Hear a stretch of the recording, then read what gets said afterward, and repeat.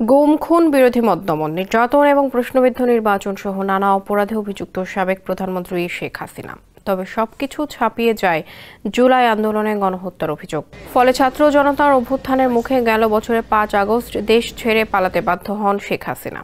তার দেশ ত্যাগের পর 8 আগস্ট ডক্টর মোহাম্মদ ইউনূসের নেতৃত্বে গঠিত হয় অন্তর্বর্তীকালীন সরকার। এরপর শেখ হাসিনা শাসনামলের মতো ভয়, ভীতি ও দমন পীড়নের অনেক কিছুই কমেছে, বন্ধ হয়েছে ব্যাপক গুমের ঘটনাও। তবে হিউম্যান রাইটস ওয়াচ জানিয়েছে, 1 বছর পার হলেও এই সরকার এখনও তাদের ঘোষিত মানবাধিকার সংস্কার পরিকল্পনা বাস্তবায়নে ব্যর্থ হচ্ছে।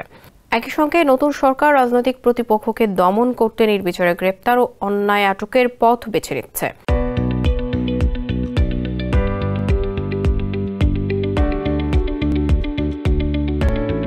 এছাড়াও মানবাধিকার রক্ষায় কাঠামোগত কোনো পরিবর্তন এখনও দেখা যায়নি। হিউম্যান রাইটস ওয়াচ বলেছে, গুরুতর অপরাধে অভিযুক্তদের বিচারের আওতায় আনা জরুরি, কিন্তু এসব গ্রেপ্তারের অনেকগুলোই রাজনৈতিক উদ্দেশ্য প্রণোদিত ও স্বেচ্ছাচারী বলে প্রতীয়মান হচ্ছে।